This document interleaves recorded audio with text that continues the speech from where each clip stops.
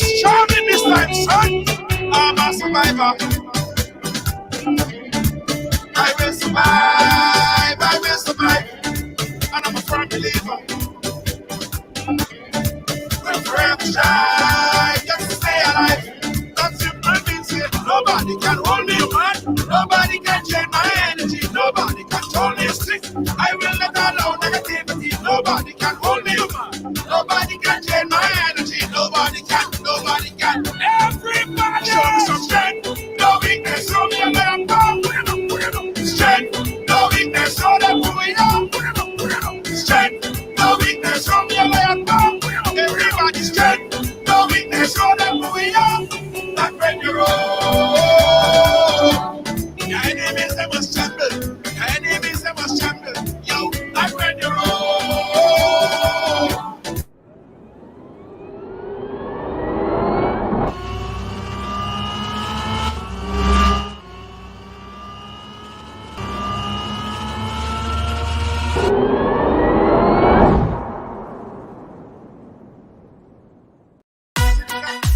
Feeling hungry, grab a snack.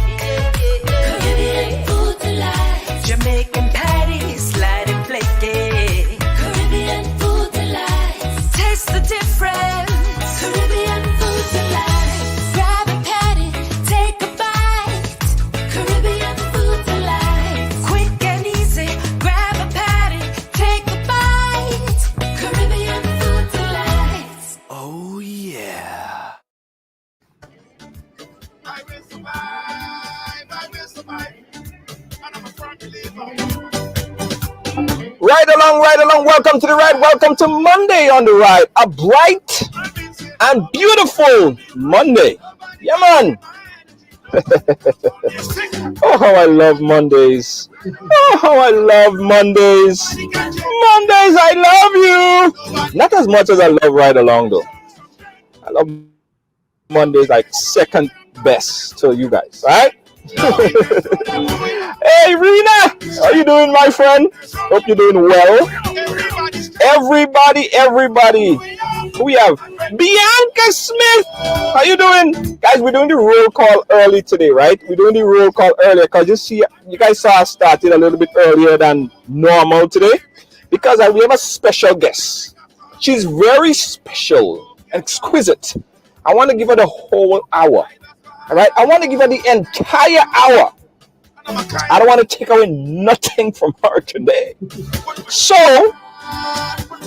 I started early so we could do our roll call and we could do all our shenanigans and stuff and make sure our guests get the whole hour. So guys, put in your flag, roll call, everybody share, and tell me where you're sharing us from. I see Rena, I see Jane Chateau. How you doing, present? Hey, Maureen Francois, how you doing, my friend? Make sure you share. You're very early. Yeah, I'm very early today. I'm very early today, guys, because as I said, my guest today, let me tell you something. If there has ever been a guest on the program who had a story to tell, to share, this is it today. Yeah. This story take the cake, the icing, the cake pan, the star, everything. It's that important. Yeah, it is. It's very, very, very important. So I want everybody to share the program right now. And roll call time. Hey, Carolyn Joseph, I see you. Miss Joseph. Thank you so much. Start a watch party. Big up yourself. Roll call to you. Paula Kennedy. Good afternoon from Trinidad and Tobago. Good afternoon to you, Paula Kennedy. Rena in London, in England. Doug, listening from New York. Doug is always all over the place. I don't even know where Doug is from sometimes. Doug, you are like, I don't know, Doug. You travel too much. Doug, you travel too much, Doug. I can't put my handle on you. So Doug is in Brooklyn, New York. Rachel Charles, how you doing? Rena. Elizabeth, good afternoon to you, Elizabeth. I love you, Elizabeth. But I love everybody, okay? I don't just love Elizabeth, I love everybody, okay? So I don't want to get in trouble. Next thing Rena gonna say, but how come you don't love me? And then Lloyd's gonna say, and then Gian gonna say, I love everybody, all right? Nobody can hold me, man. Look how I put myself in trouble. Jane, I see you. Dion, I see you. Tamika Rogers, I see you. Big up yourself. Marianne, big up yourself. I see you. Jillian Patterson, I see you. Thank you so much. Tamika Rogers in Brooklyn. Jillian Patterson. Samasha Santa Claus.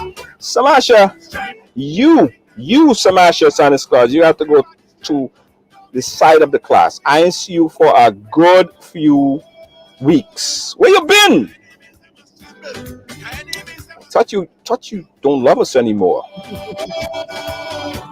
Evelyn Stroud.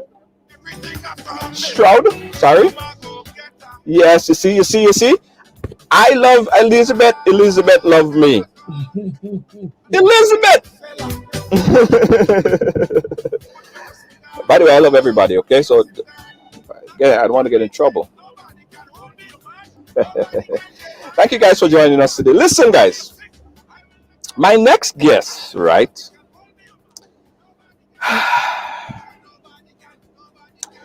My next guest is the author of about 5 books, right? She's a certified master coach. She owns a non-profit organization and she's a motivational speaker, right? All of this in the backdrop. She also was diagnosed with HIV. That never stopped her. She used the opportunity, she used it as an opportunity and inspire others, cultivate new minds. And she's on the program here today, not only to inspire, but to give us some information that could help our community. So everybody, wherever you are, I want you guys to share the program because it's very, very important. My next guest is Devandia. I hope I'm saying it right, because she will correct me. It's correct, Devandia. Devandia. Nice and lovely. Devandia, how you doing? Devandia, did I tell you I love you? I love you more. I love everybody. I love you. Because, Elizabeth, she got I love you. And then everybody started to say, well, what happened to me? I just wanted to tell you, Devandia. We love everybody. I love everybody. How the hell are you, my friend? I am marvelous, spectacular. I am awesome. I am Devandia. How are you? I am just Junior George. That's Okay. it. Yes, that's it. Not complicated. It makes this my mental health Monday, so it makes me feel good to say all that stuff to me. Yes, absolutely. Devandia, I really, really, really impressed with you. Right?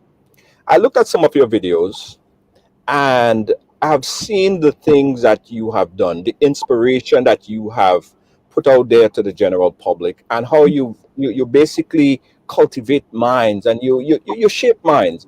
Do it very, very skillfully. Of course, you've been on CNN, you've been with everybody. So I am happy that you are with me. I feel like I'm at the upper echelons of things. I feel like I'm there too, right? You've been with everybody. You special, yeah. Oh, you really find so? Yes. Okay, all right. Let's get with the who, right? Just tell us a little bit about yourself, Devandia. Well, I'm from North Carolina. I am a soon-to-be divorcee. I am the mother of 2 amazing adult daughters. I am the grandmother of 4 amazing little girls. I am a master of communication. I just achieved that goal last February. I'm also the executive director and founder of the Raspberry Rose Foundation Incorporated. And our mission is to positively impact the mind, body, and soul of African American women and girls struggling with low self-esteem with a major focus on preventing HIV. I am also a certified master life coach. I am a motivational speaker. I am a publisher and an author as well. Wow. Yeah. So you did all of this, right? And one of the headlines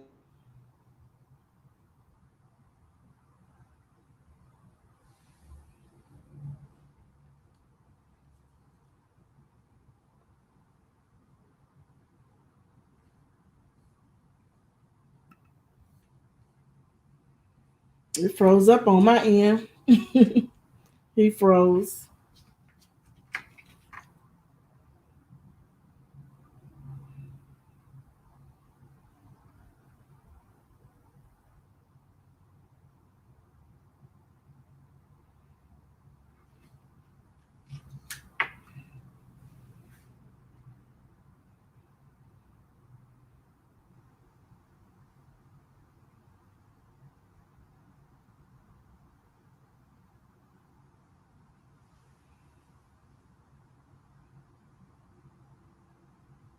I guess we're having some technical difficulties right now. You miss me?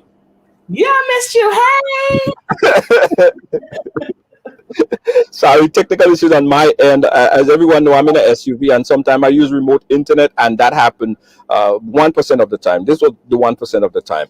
So my question to you was: you accomplished all of that from the backdrop of being diagnosed with HIV. Was that a motivating factor to push you and propel you to do all the things that you are doing right now? It was a part of it, but I've always been that way because I was raised that way to get it out the mud. I was raised that way to make it happen no matter what, by any means necessary, as long as I didn't go to prison. So everything that I did in my past prepared me for whatever it is that I needed to do for my now.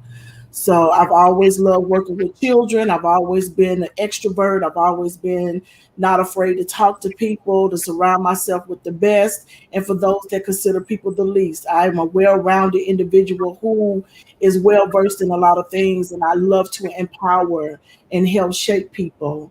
Um, and I think it's a marvelous thing to just do whatever it is that I used to do and then put it together and make it even greater. And it's all because I love people like you do. Yeah, yeah, that's right. Yeah. Let's go back a little bit, Devandia. Mhm. Let's go back a little bit because we're speaking about HIV, Yeah. and that has to had to be a journey for you. Tell us about the diagnosis and what happened.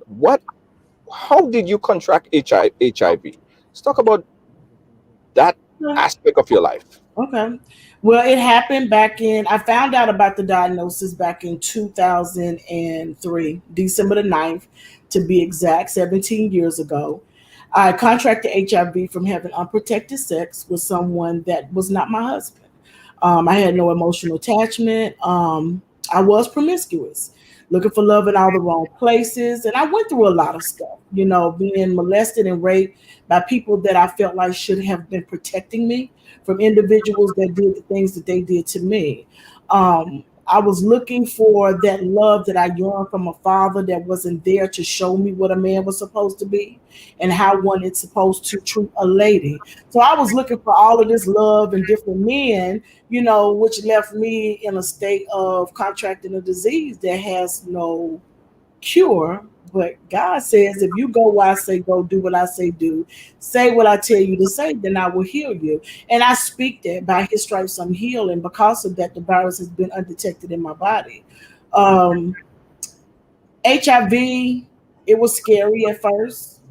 I went in the hospital after fainting numerous times, having walking pneumonia, night sweats, was 190 something pounds. And I went in the hospital due to, having issues and complications with the disease. And I ended up having to stay January the 1st, Yeah, right. 2004, up until January the 23rd, which I learned that not only was the diagnosis from HIV had turned to AIDS, but I also had a microbacteria infection. I had an infection on my liver. I had pneumonia. I had 107-degree fever. My skin got as dark as my hair. My teeth were just as white as they are. My eyeballs was white as I don't know what. It was just like, what is going on with me? And I felt like I was going through a rebirth. And then the doctor came in and let me know that my diagnosis was AIDS. And all of a sudden, just him being who he was, I felt like he was just this divine spirit letting me know that everything was going to be okay. So the tears that were getting ready to come out my eyes were like sucked back up because immediately I felt the spirit of God telling me, you're going to be all right. Yeah.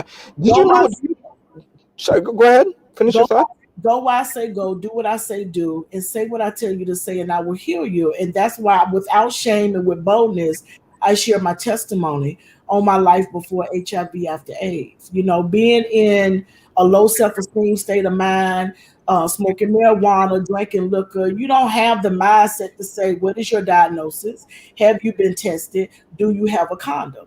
Your body is in the moment of stuff. So when you don't have that conscious mindset to do what you're supposed to do, which number one is, you know, kind of wait and figure out who you with first before you decide to get down.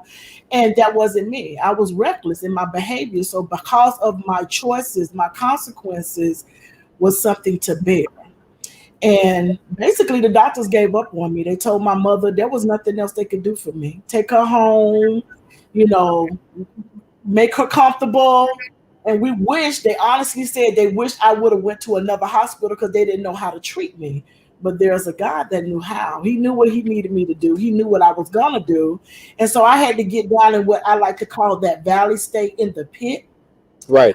Of not, can't depend on nobody but him in order to rise back up to be where I am today. So, Let me get it right, because I don't know if my headphone tweak a little bit. You said age, not AIDS, not HIV, right? You said AIDS.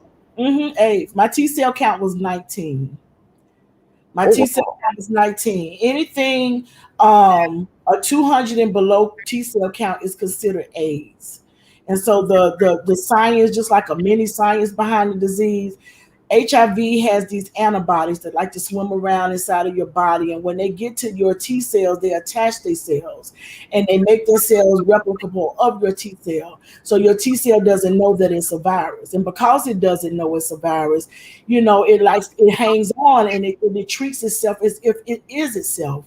But the immune system is getting broken down by the antibodies. And the more it breaks down, then that means the T cells doesn't know, you know, what to do. So the medications that I was taking at the time, I was taking 23 pills a day to survive. Now I'm down to one pill a day. I want to get into all of that stuff, but I want to go back a little bit. Did you know who? Did you know who or how you got it, or the person you got it from? Well, I do know how I got it was from unprotected sex, but no, Yeah. I don't know who I got it from. I have a clear mind and conscience now after, you know, getting this person tested, telling this person, you know, arguing with this person. Yes, I got a feeling that I do know who this person is, but I haven't been able to talk to this person. Wow, wow, wow. Let me just tell you guys, we're talking here with Mhm. Evandia, and she's sharing her story. Um, it's a story of success, but there have been a lot of things that shaped the person that she is right now. She Mhm. was diagnosed with HIV, and that went into the AIDS. And look, she's right here with us right now. We're gonna talk about how she got from there to where she is right now, and everything that she accomplished. Let me also remind you guys that if you have a question at any point in time, we're going to put the number up on the screen. You could call and talk and ask your question. The number is 718-701-5720. We're going to open up the phone lines for the entire program, guys. You could call in at any time. Again, the number is 718-701-5720. Mhm. You know, one other thing I want to touch on is that period in time when you sat in the office, right, or the doctor's office, and the Mhm. doctor came out and gave you that diagnosis. Tell us about the emotion, if you could remember. Take us back to that time. The emotion that overcame you when you heard those words. How did you feel? To be honest, I kind of knew that this was the case. I had a metamorphosis that I like to call in my first book, Put It on Paper, that describes my life changing without my permission. Um, my attitude changed, the way I talked changed, the people I hung with changed, the things that I was doing changed. And I was like, what's going on? And it was God preparing me for that message on that particular day, December the 9th. And so when I walked into the doctor's office, it was crazy because my primary physician wasn't able to see me because they were so booked and busy. It would have been 30 days before I would have saw anyone. And if that was the case, I probably would have been dead and not being able to even speak before you today. And then I went to an urgent care in my community and they saw me immediately. and I took the test. I went back in 2 weeks, and I remember sitting in the room, and I was prepared for it. No one is actually prepared. You go through this nervous state, wondering what the message is going to be, what the results are going to read. But I was prepared through the unction in my spirit from the Spirit of God, letting me know, because I know God didn't give me the disease. My reckless behavior gave me the disease, but God gave me a purpose behind it. So in doing so, when I sat there, the clock struck 9:15. And he said, Ms. Roseboro, all of your test results came back great, but I have one concern. He said, your HIV test is positive. I said, what do I do next? Just What like that. Just like that. what do I do next? And he basically said, get into care, take your medicine. They got new medications out on the scene now. That people are living longer, da da da da. So I told my cousin when I left out, she said, what did they say? Because she accompanied me while I went. And I said, they say I got HIV. Can I keep it real? And I said, take me to get me a bag of weed. And before that, take me to my doctor's office because I need to see my doctor. My doctor had been my doctor since I was 12 years old. And not knowing when I got off the elevator, as I was getting off, my doctor was coming on. And so we stopped in between the elevator doors and I explained to her what happened and I let her know about not being able to get an appointment. And it was because of that, no one has to wait 30 days to get an appointment where I go to the doctor now. And she got me an appointment the very next day so I could be seen and get on medications right away. And then I went and got my reefer. I'm being honest. I went and got my reefer and I came home and I smoked. And, I called the guy that I was dealing with during the time. And he told me something that brought even more relaxation to me. He said, Rose, we both have a past. He said, if that's the case, if it's me, I guess we got to be together for the rest of our life. And that gave me a sense of comfort. My biggest thing was, how am I going to tell my mama? Yeah, yeah. I'm going to tell my mother, And your but stepmother, your right. family. Yeah, how am I gonna tell my mother? So I said I'll wait until after Christmas, after New Year's. I don't want it to be a damper on anybody's holiday. So I held it from her. I told my sister, I told my best friends. And then the first of the year, that's when I went into the hospital because of the infection and opportunistic infection and the pneumonia and all of that good stuff. And yeah, so I'm here now. I'm still kicking. I will be happy to have you. Did any one of these things cross your mind? Because when people hear about HIV, they immediately revert to thinking, "Oh God, I'm gonna die." Mhm, mhm, How did you deal with your mhm. mind not going there? And just stay Well, focused? I'm glad you answered that because I was telling someone earlier on the phone about my family just being filled with miracles. I have an aunt and an uncle who have um who have fought and survived cancer. Okay. My aunt was diagnosed with cancer 30 years ago, lung cancer, and she's still pushing. My uncle, he was diagnosed with lung cancer. And they cut, it out and he's doing great and he's still pushing. So we're still in this area of knowing that God's still doing great things. And so my aunt told me this. She said, stop claiming it. You have to speak those things as if they were. As long as you keep saying you got it, you get everything that comes with it. So I started speaking, by his stripes I'm healed. They say I was diagnosed with HIV, but by his stripes I'm healed. And I always carry that, with me. I don't allow anybody to give me anything I don't have, because if I'm not speaking it as it is, it's going to be what it's going to be. And so I just claim it in the name of Jesus. By his stripes I'm healed. What about thinking, hey, how am I gonna date? Who am I gonna marry? Like, would people? Did, all of these things, I would think that would come to your mind. Like when I go and I tell someone that I have HIV, would they want to even be around me? Would they want to, Yeah. be with me? Yeah. That's That was a process. Oh God, that was one of my biggest issues. Is anybody gonna love me? Will I ever get married? I didn't want any more kids. My kids are 26 and 28 years old. And like I said, I have 4 beautiful grandbabies. So I definitely get ready to turn 50 this year. No more babies for me. But 50. Don't say they were 25, by the way. hey, thank you. Yeah. Thank you. I take it. But yes, God blessed me with a husband. He did. I got married um March 30th, 2019. And I will be divorcing him May May 20th. I'll be filing for divorce because I didn't sign up for that foolishness. I deserve better. So no, it's not a problem with me getting a man. It's not a problem with me keeping a man. The issue is being upfront and transparent with men and letting them know, educating them and letting them know. I've never had an issue with a man. I never had a problem with getting one. It's just sometimes people have issues that I just don't want to deal with. Right. That's never been a problem for me. So let me ask you this question. Because I know a lot of people, they're going through that struggle, and it's probably not HIV, it's probably something else, but they're going through it. When you meet someone and you say to them, I have HIV, right? And someone that is seriously trying to settle down or start a relationship with, what is their first reaction? Well, because I'm so transparent and I've been here, been there, I can't assume everyone knows about the diagnosis. So when I meet someone up front, I always let them know I received a diagnosis of HIV back in 2003. And they honestly, I love your transparency. Some of them know about it, some of them need a little education. I had one person to tell me, I can't F with you, we're cool.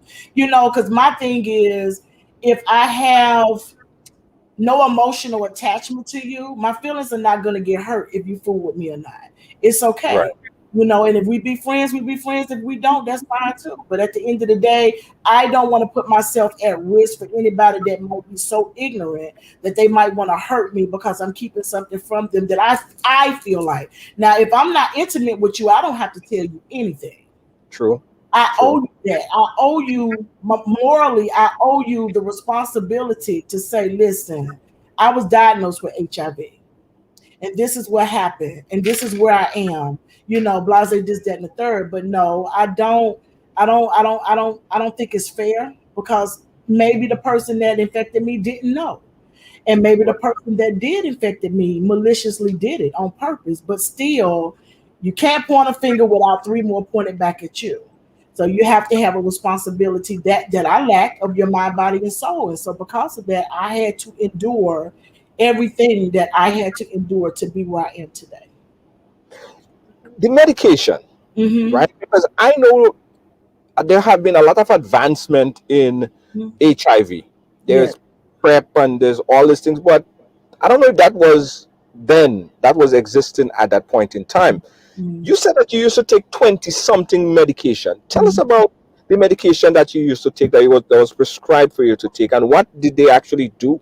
Yeah. So I was on, they were trying to figure out what medication to put me on because every antiviral medication, which is the HIV drugs, they have a role to play. Either they're going to play a role before the HIV antibodies get inside the cell, either it's going to play a role while it's inside the cell.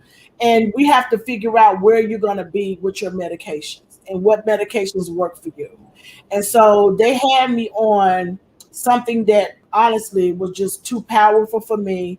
Plus, I also was taking a lot of medication to prevent me from getting any infection and to fight off bacteria because the least little thing could have killed me. Remember, my T cell was 19, and because it was so low, they wanted to make sure they had me on the best and kept me at a place where I had a dog. I couldn't even pet my dog. My kids wanted a gerbil. I couldn't even get an animal. If you got plants, don't put your hands in the pots. We don't want anything to be a disturbance to your immune system.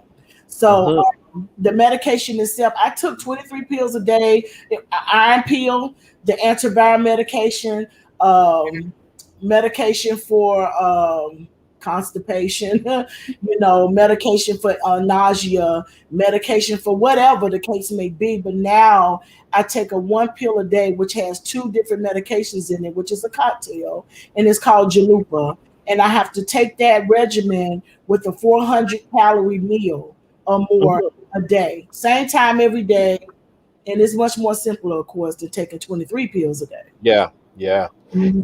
Did you look to others for inspiration because Magic Johnson has HIV. Yes, yes, yes. And I know you met him as well. I have. Yes. Yes. Mhm. And did that were that a source of inspiration to say, okay, well, are people living life with HIV? Yeah, Who do you, who he's do you my listen to? favorite. He's my favorite. I remember speaking at a church, and I always said two things. I said, I'm going to meet Oprah, and I'm going to meet Magic Johnson. Those were two things on my bucket list that I wanted to do.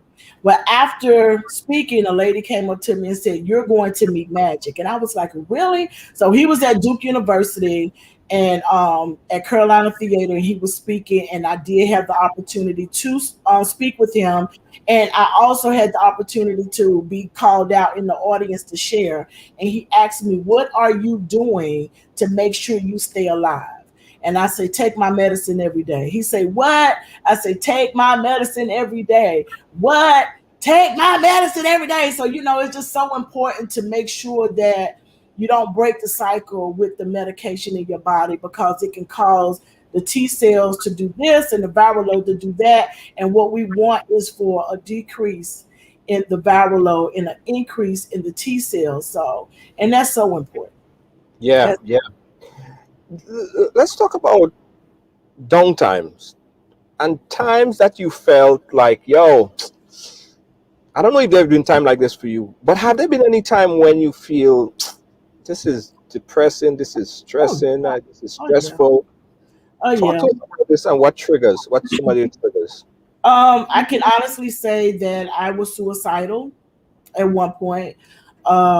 Even with some of the things that I experienced in my childhood that led me up to becoming promiscuous was still haunting me in regards to, my the family members that took advantage of my body, my mind and my spirit during that time as a young girl.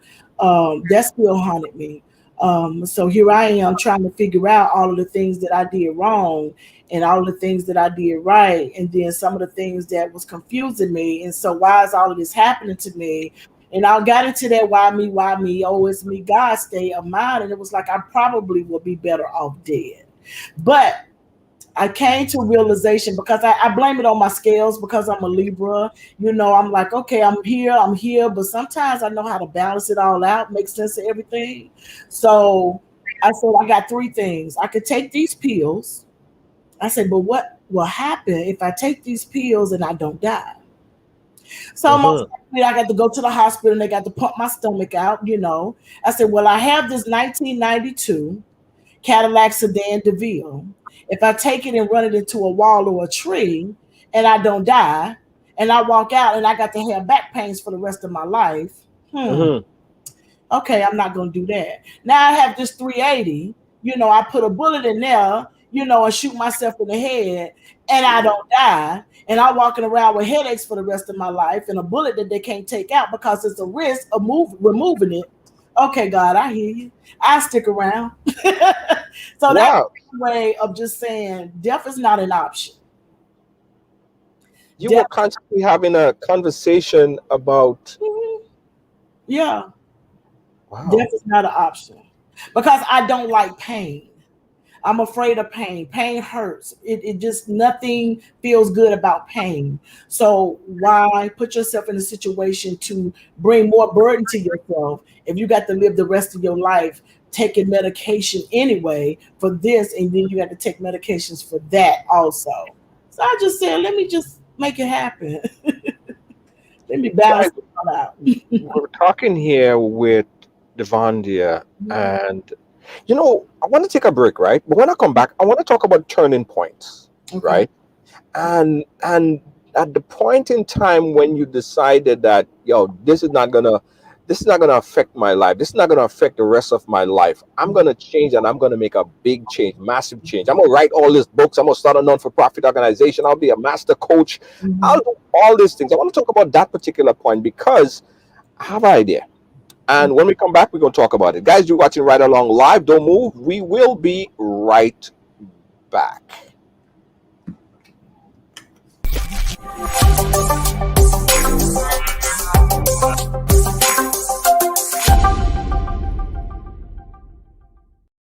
Come on, this is your opportunity to tap into the $7.3 trillion industry in this COVID time. Get interactive, hands-on in the Forex and crypto market. Educate yourself in this financial industry.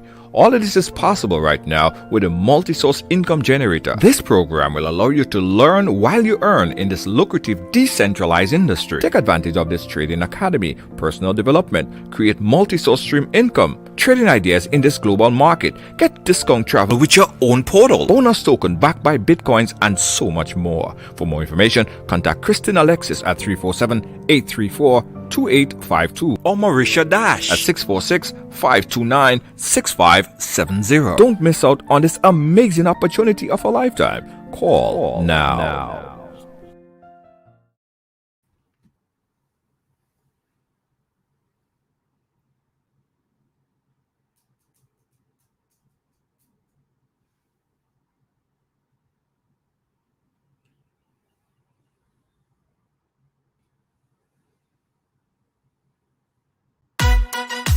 Feeling hungry, grab a snack. Caribbean food delight. Jamaican patties, slide and flaky. Caribbean food delight. Taste the difference. Caribbean food delight. Grab a patty, take a bite. Caribbean food delight. Quick and easy, grab a patty, take a bite. Caribbean food delight. Oh yeah. Hi guys, we are back and we're talking here with Devondia, and she definitely have a story to tell. If you guys didn't catch her story up until this point, when the program finished, you got to go back and watch the whole thing. Thus far, it's been very inspirational. Devondia, let's talk about that particular point in time, right? When you just say, you know what, I'm going to use all of this as strength to catapult me to the next level. What was that point? What was that turning point like? I think the most amazing thing was I've always been an extrovert. I've always been a go-getter. I was a singer in high school, in elementary school. I've always been like that debate person, the person people could go to for the advice. So a lot of things were already happening to me before things started happening to me. But I remember in 2005, a young lady by the name of Deborah Lofton. She came up and she said that somebody has to carry the torch. She was diagnosed with HIV and she had been on in the trenches speaking and advocating for many years. And I felt like it was something for me to do. I don't need to lay in this. I don't want to be in the background. I need to do something to help because God said, go say and do. And in order to be healed, I need to be obedient by it. So I did my first speaking engagement back in January of 2005. And the thing was, I Am Woman, Hear Me Roar. And I actually went to a city called Silas City, North Carolina. And it's kind of in the outskirts of Raleigh-Durham area. And I did that for the first time. Didn't want to do it in my city because I live in the city of Charlotte. And I didn't want to do it here yet, but I took upon myself to make sure that that was something I was ready to do. And I also got my kids' permission, not really that I needed their permission because it was something that God put in me to do, but they were down for it. They were. Yeah. Do you think, like, when you go out there and speak, because I saw you on a speaking engagement at a college, right? Mm-hmm. And you reenact this experience like an outer body experience, Mm-hmm. right? You narrate this thing, and I'm saying, damn, she speak with so much confidence, like you have no worry in the world. You speak with all this confidence. Mm-hmm. What boosts you? Like how do you get all of this confidence, knowing everything that you've been through, and at the end of the day, you still, when you speak, I mean, you still have HIV, with the viral load is very low, but Yeah. how do you build that strength to go out and speak, and almost in a comedic fashion? Mm-hmm. Well, one thing I do know is anytime God gives you a purpose, He's going to give you everything that you need to go with it. So I take no credit from that. But I always do two things before I go and I do anything. I listen to one song by Fantasia, and it's called This Is Me. And I also pray. And so, and now I get the little butterflies in the belly, because I've gone to people's homes and I've done backyard conversations, I've done one-on-ones, but I also, have spoke in front of thousands of people too. So the butterflies still be the same sometimes, but at the end of the day, being in that moment, once you get up on that stage and I get that mic in my hand, I have one person, one purpose, and that's to motivate, inspire, and to help someone not to walk in the shoes that I did. So I feel like that I'm rinsing the blood off my hand by opening my mouth, by not being ashamed, by being bold and reflective back on what happened to me, and allowing people to know that regardless of what I went through. And that stage that I was on was at the illustrious Johnson C. Smith University here in the city of Charlotte, North Carolina, where I got my bachelor's of arts degree and I graduated cum laude back in 2017. So I can honestly say that anytime I'm in that moment and I get up there, ooh. But then on that particular video, my ex was in the audience. He came and he sat in the front row. So at the same time, I'm still trying to like woosah, and not come out Yeah. and not come off task. He was a big supporter, of everything I did, but yeah, we wasn't kind of feeling each other in that moment, but he still made his way to support me doing that event for World AIDS Day. Right. And we have a question that just came in on my WhatsApp, and this person wants to find out about. They've been hearing a lot about PrEP, and they want you to explain what is PrEP. PrEP is a pill. It's a pill that's taken once a day, and it's a blue pill, and it's called Truvada. And PrEP is used for a person that is HIV negative. The HIV negative partner uses that pill when they are in a relationship with someone that is HIV positive, and that lowers the risk of the individual contracting HIV. But what also lowers the risk here in the state of North Carolina, that's the only way I can come at you in regards to the rules, the laws, and all of that good stuff, because I'm here in Charlotte. But in the state of North Carolina, the Department of Health and Human Services announced that we have new rules now. As long as you are undetected, you have a low 1% chance of infecting someone. And they don't think that, condoms are necessary. But for me, I feel like condoms are very necessary, just like it's necessary to let the person know that you're having sex with, that you have HIV. It's just a moral right for me, to put that out there. That's just not something that I would want anyone to not have an option of saying yes or no to. Yeah, yeah. And are you satisfied, right? Because we're in this stage right now that everything that moves and shake, it's always COVID. It's COVID this, COVID this. It seems like everything has taken a backseat to COVID, right? Yeah. They develop a vaccine for COVID in record time. Oh yeah. And still they have so much work that they need to do with HIV that they really haven't been doing. Are you satisfied with the work that I've been doing with things like PrEP and other things to advance the treatment for HIV? Well, as far as the treatment goes, I'm definitely happy with that. We have over 30 medications that are available. Now, for a person like me, I'm allergic to sulfa, the SULFA version of sulfa. I'm allergic to sulfa, so some drugs have a sulfa content in it, so I can't take it.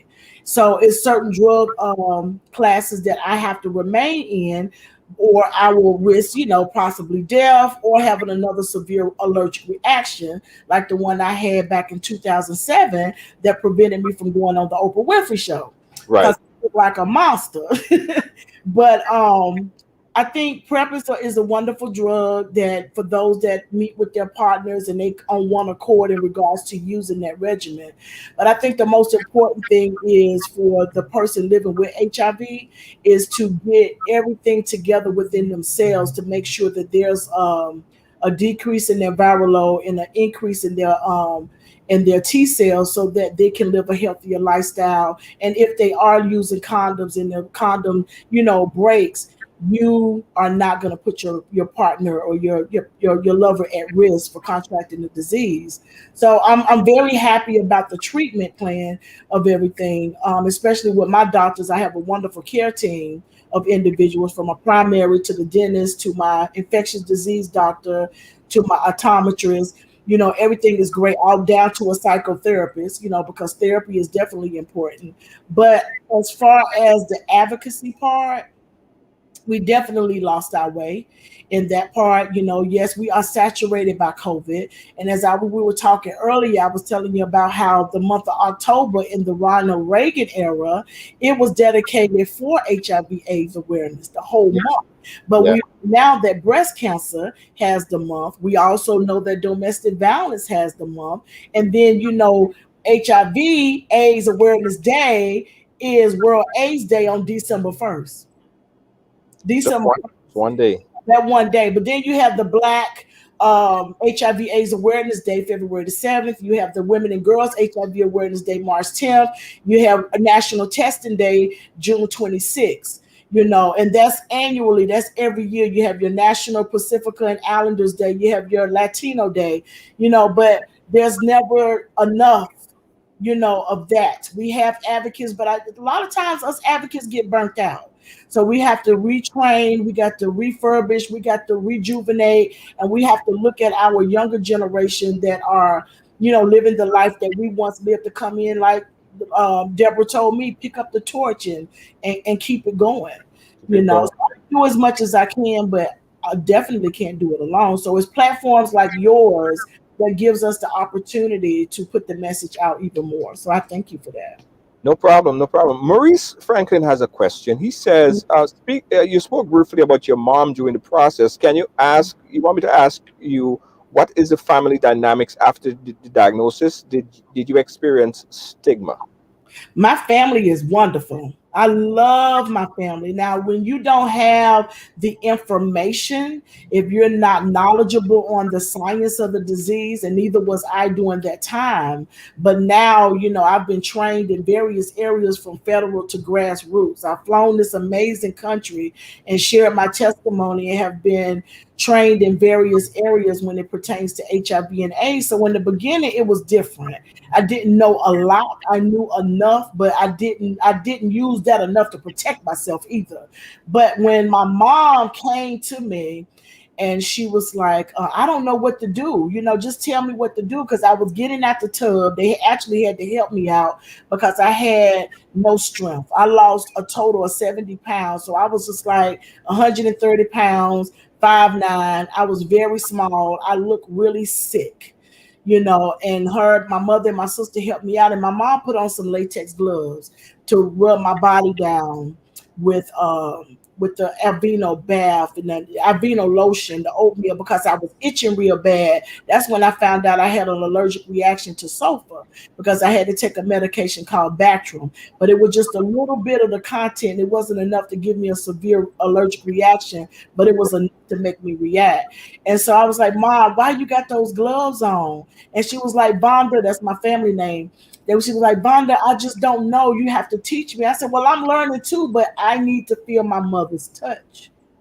And from that point on, my mother stayed with me for a month, and she left and went back home the day before Valentine's Day, because she's like, I got a husband, so you gonna be all right. And I was kind of scared to be here by myself, but everything worked out, and Yeah.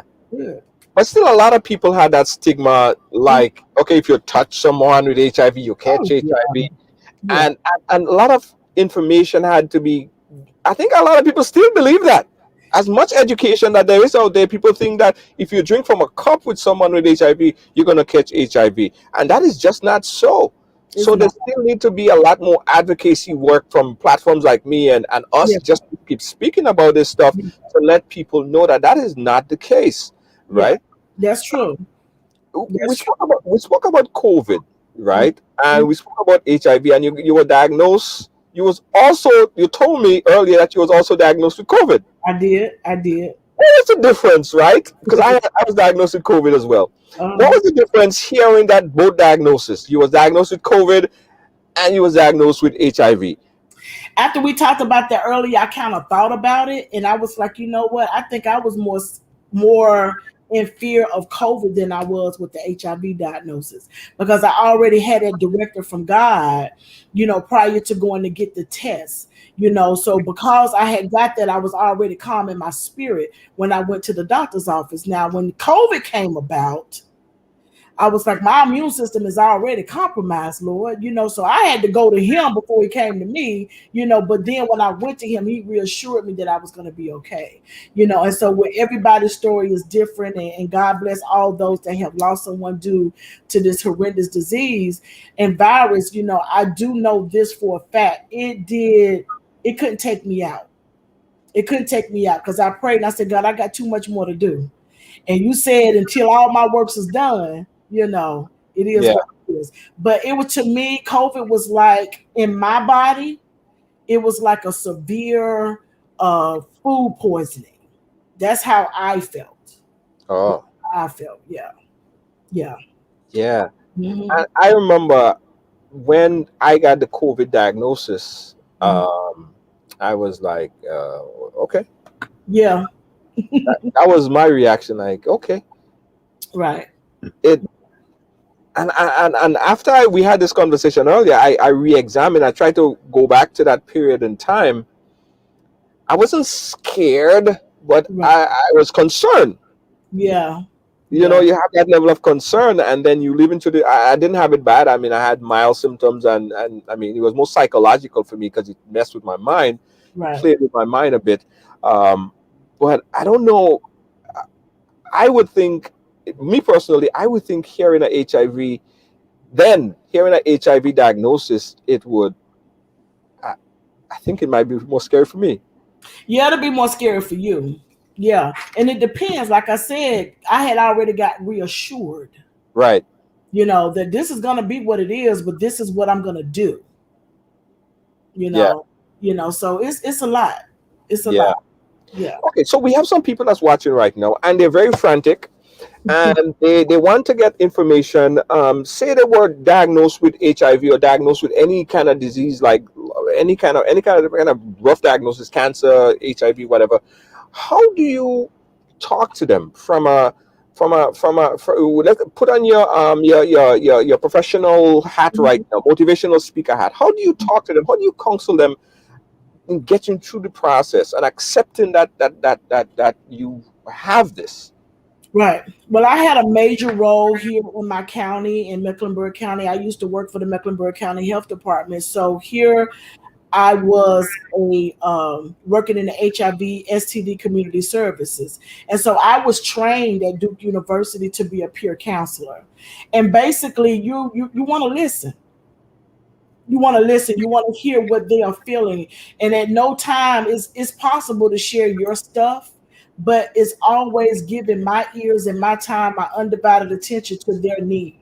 And that's to be heard and to get their stuff out. And then that's when I share with them, oh, I've been through that. Oh, I tried to do that too. Oh, it's gonna be all right. So you match their situation with everything that you've gone through, and then you give them the flowers. Well, listen, my house almost paid for, or I went to college, or I'm doing this, or I did that, and then, okay, how can I help you become a homeowner?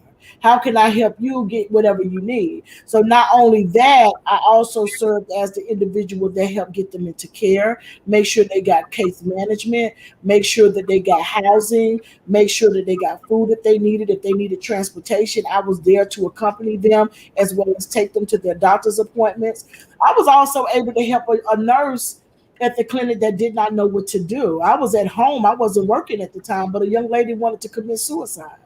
And she called me and she was like, "Are you in the building?" And I said, "No, but I'm not far."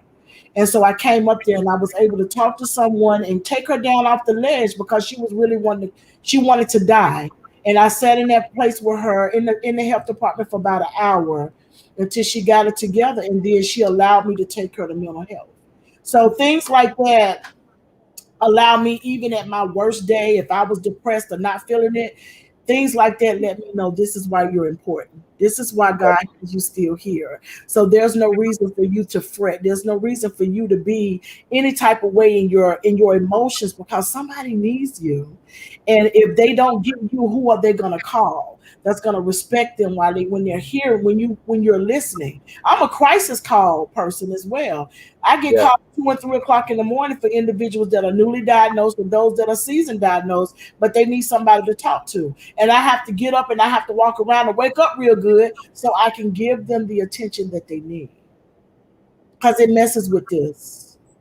Yeah. It messes with this. It's the mind. But for me, it's mind over matter. So if someone needs your strength, needs some of your just your presence, conversation, how would they reach you, or how would they get in touch with you or your organization for that strength and But information? I definitely have a website, and it's raspberryrose.org. It's RASB as in boy, ERRIROSE.org. That's my Raspberry Rose site, and you can contact me via there. Yeah. Right. Okay. We're gonna paste that number and attach it to the program because I want people. You are such a good strength source of information, and I want to channel some of that to you because there are people who silent and they're not gonna speak about it. They're not gonna come on a platform and talk about it, Right. but they almost in silent. They're suffering in silent, and they need someone. They need a reassurance. They need that voice in their head. They need somebody to talk to. And Right. even although we have a support group here on Ride Along, we get this calls and we don't know what to do. Here I You know, am. yeah. So Yeah. it's great. I mean, that's why I'm so happy Yeah. because now we could channel information. We could channel that contact and we could get this figured out because there's a lot of people. There's a Right. lot of people who are going through crisis right now. Right. A Yeah. lot. You know Yes. what I mean? And they need What? somebody to talk to. They need someone to listen and Yes. give them hope, and let them know that they're valuable, that they're fearfully and wonderfully made. And I saw a comment like when someone put up 2021 is not a death sentence. It's not. It's a will and a want to live. If you decide that you want to die, yes, you can. I could have easily said, okay, I don't want to do this no more. My mind could have rested right along with my body and went through. But yes, I'm living a full life, with a diagnosis that man said that, possibly, hey, take her home. There's nothing else we can do for her, which we know Right. nothing they could do because they didn't know what to do, So, but here I am in 4 months, will be paying off my home, and I saw both of my daughters graduate high school and go to college. I saw all four of my grandbabies come into this world. I was able to walk down the aisle to the man that I thought I was gonna death do us part to, but it's okay because hey, I'm getting ready to turn 50. They said I wasn't gonna make it. They said I wasn't gonna be here today. I just, booked my trip to Jamaica to bring my birthday in Montego Bay. So I'm just excited about life. And then of course I'm waiting on my acceptance into another program to get a master's in social work because I want to open up a mental health facility because a lot of times people are lost here. I want to help women and girls, tend to those behaviors and make better choices when it comes to men, make better choices when it comes to life, make better choices when it comes to decisions. I want to talk and give them hope that through my journey that you too can do the same thing or even greater. It doesn't have to be the end all just because you have a diagnosis, whether it's HIV, whether it's alcoholism or drug addiction, whether it's, you've been sexually assaulted, lupus, diabetes, heart disease, kidney disease, whatever the case may be. It's so important just to know that you can keep it pushing. That's good. That's good. You've done so much. 5 books Mhm. that we encourage everyone to check out. In fact, we're going to put a link to the site. You Yeah, guys could purchase the books. You're a motivational speaker. You're a master coach. You own your own non-for-profit organization. Uh, you're doing so much. yeah. What's next? What's next? What's next for you? Well, 2021 is about me. So right now I'm in therapy because I do have anxiety and depression. So I'm tackling that thing that disturbs me, that makes me cry a lot, that makes me feel a lot. So I'm taking more accountability to my mind, body, and spirit this year. As I'm coming over the threshold, I celebrated, well, accomplished all of my first without my soon to be ex-husband.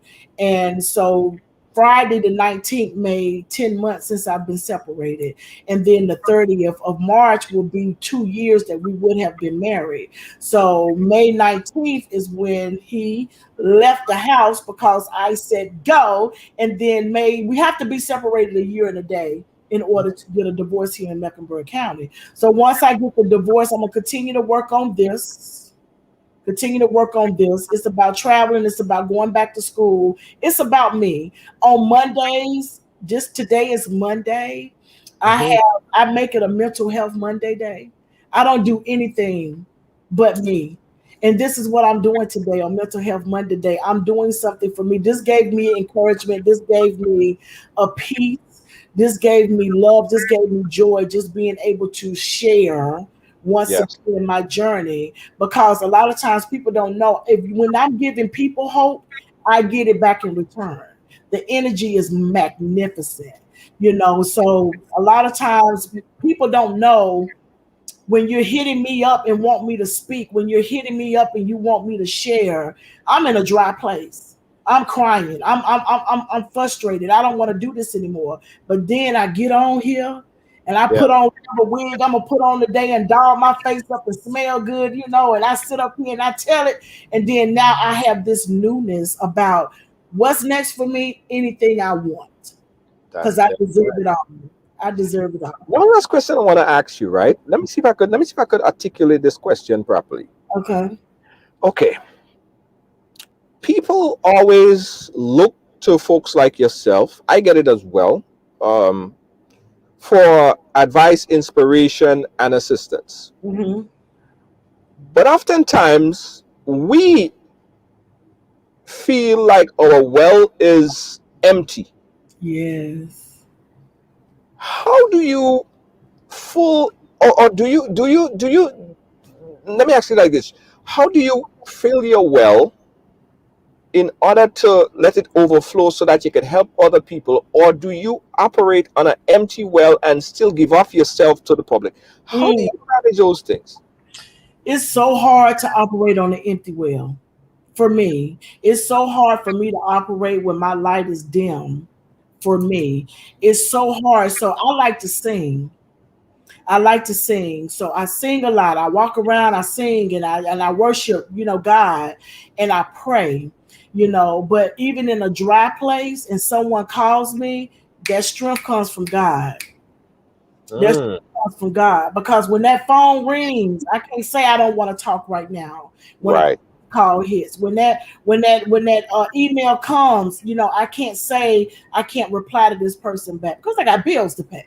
You know, so at the end of the day, I have to suck it up, Buttercup. You got things to do. right. Talk to myself, and then I look back from whence I came. Now, if I'm gonna lay here and die, I should have did that in 2004. Right. There's no room for error. There's no room for giving up. There's no option for me to go out here and not do what God said for me to do. So, in doing so, I try to continue to push forth and be obedient in that way. And I'm not perfect. I don't dot every I. I don't cross every T. I'm still human. I'm still Yeah. human. But at the end of the day, it's all about fill me up, God. Fill me up. And sometimes it's just reflecting and saying, Jesus, Jesus. Because I learned the more you call him, the better you feel. And so I just do that. I dance, I sing, and I do whatever it is to put me in my happy space. You know, Right. I anoint myself with oil because I am that person. He says I'm an ambassador of Christ. I can do those things. I'm fearfully and wonderfully made. I'm made in his image. So why can't I do what he does? Because he said I can. So why not? I can sit up here and have an anxiety attack and I say, Father God, in the name of Jesus, allow my body to line up with your word. It's gone. Mm, is gone. I can heal myself. I don't need no man coming in here telling me nothing or a woman coming and telling me nothing. If God hasn't spoken to me first, then hey, guess what? You wrong. I've been getting so many requests. I'm watching the chat there, and everyone was like, "Oh man, she got to sing before she leave." Oh, I can sing for you. I'm gonna Yeah. sing. I sing my testimony song. Okay, I'll put you on full screen, ladies and gentlemen. Divandia. Yay! They said I wouldn't make it. They said I wouldn't be here today. They said I wouldn't amount to anything. Well, I'm glad to say that I'm on my way. And I'm growing more and more each day. Though there've been many that started out with me, and more who've gone astray. But I'm still holding on. I'm still holding on. I'm still holding on to his hand. Now, this is my favorite part. You see, when I was young, I gave God my hand, and I told him to lead the way. Though the road is been rough, and the road has been mighty tough, I ain't going nowhere. I'm here to stay. I've been talked about and I've been criticized. I had to wipe many tears from these eyes, but I'm still holding on. I'm still holding on. I'm still holding on to his hand. Still holding on. Yeah. It's a life story right there. Yeah. Mm-hmm. Divandia, I'd like to thank you for joining us on the ride. I know you were such a source of strength Thank you. and information to our audience, and I just want to say thank you for taking the time. I know you've been in interviews with many others, but you're here with us today, and we appreciate it, and we thank you oh so much. Thank you. And I want to leave your guests with three things. I want to leave you all with three things. I want you to learn or relearn three things. And that's lie, steal, and drink. Okay. Okay. I know where you're going with it, but go right ahead. But this time I want you to lie in the bed of success, steal away from bad company, and forever drink from the fountain of youth. Thank you so much, Mr. George, for having me. I appreciate you. I appreciate you. We'll stay in touch. Yes, sir. All right. Bye-bye. Bye-bye. Yeah. Lie, steal, and drink. No, not that one, Rena. I'm not talking about that one. She explained it best. Lie, steal, and drink. Divandia. Let me tell you something. This lady, right? She been on interviews with Oprah. She been on interviews on CNN. She been all over the world. But she understood the importance of reaching our audience, so she's here today. You guys appreciate that. And there's a lot of people that I said that are suffering in silence, right? People that are going through things and they feel like it's happening. They're alone in this. Let me tell you something. You're not alone. You're not alone. There are people out there that's willing to reach out and help. If you feel you're on your last wits, Jed, if you feel like you're on your last wits, reach out to us, call us. We have as meager as a staff we do try to help out as best as possible. Sometimes we have to pull people down off a ledge as well. But we do affiliate with people like Devandia and of course Kibbs and a lot of people, Wendy, and we have doctors, medical practitioners, physicians, all sorts of people in our Ride Along support group. Hermelin as well has a group that she does great work, and we associate and we bring this thing together. So don't suffer in silence, ladies and gentlemen. Help is out there. All right. Thank you so much, guys, for joining us and sharing the program today. We appreciate you 100%. Thank you, thank you, thank you, thank you, thank you, thank you, thank you, thank you, thank you, thank you. Bihari said you can't trust people.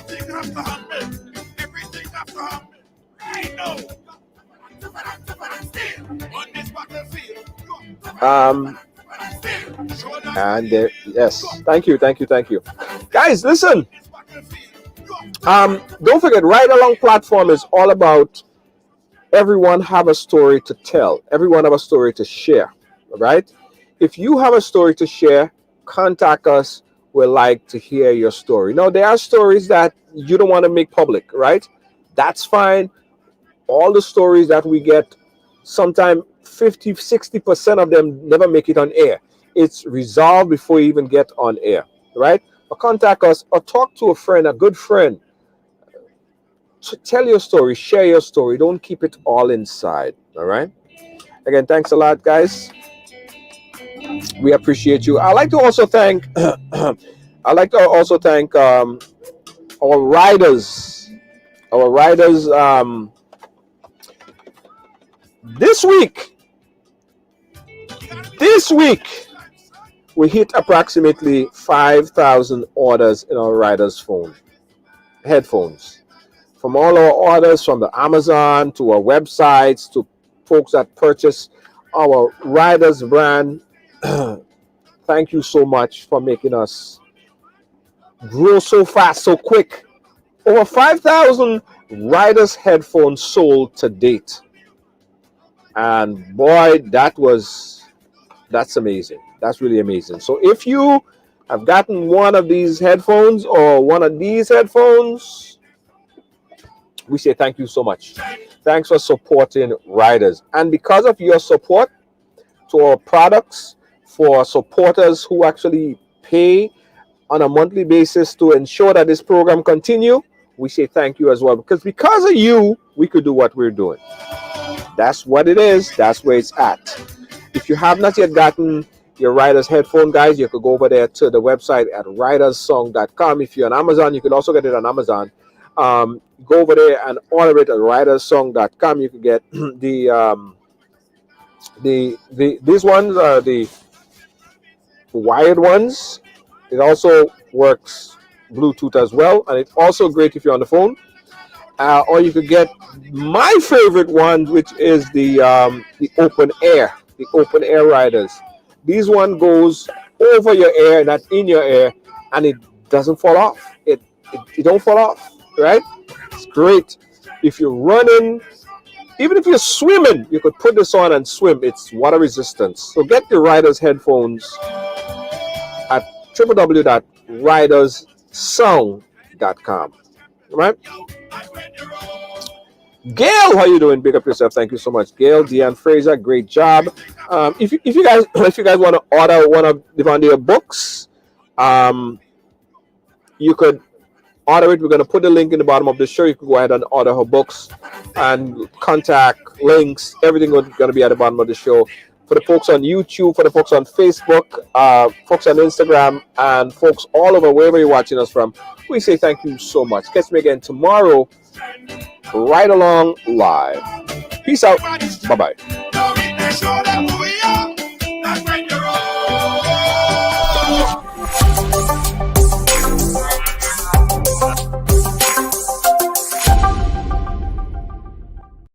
What you do makes a difference, and you get to decide what difference you make. In 2020, I was nominated for the Carlino Award, which is the award for advocacy. It just ballooned from there. I decided to become an ambassador for my area, and my goal with that relationship was to build a relationship with my local politicians here and the ones that represent in Washington, to let them know what was happening with Alzheimer's, give them information, let them know that we need their support and so forth. It just opened a whole new world of people to network with and people who felt as passionate as I did about this cause, and I still do to this day. All Pro Health Staffing, www.allprony.com.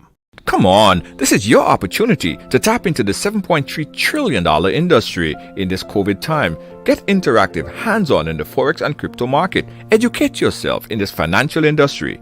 All of this is possible right now with a multi-source income generator. This program will allow you to learn while you earn in this lucrative decentralized industry. Take advantage of this trading academy, personal development, create multi-source stream income, trading ideas in this global market, get discount travel with your own portal, bonus token backed by bitcoins, and so much more. For more information, contact Christine Alexis at 347-834-2852 or Marisha Dash at 646-529-6570. Don't miss out on this amazing opportunity of a lifetime. Call now. Feeling hungry, grab a snack.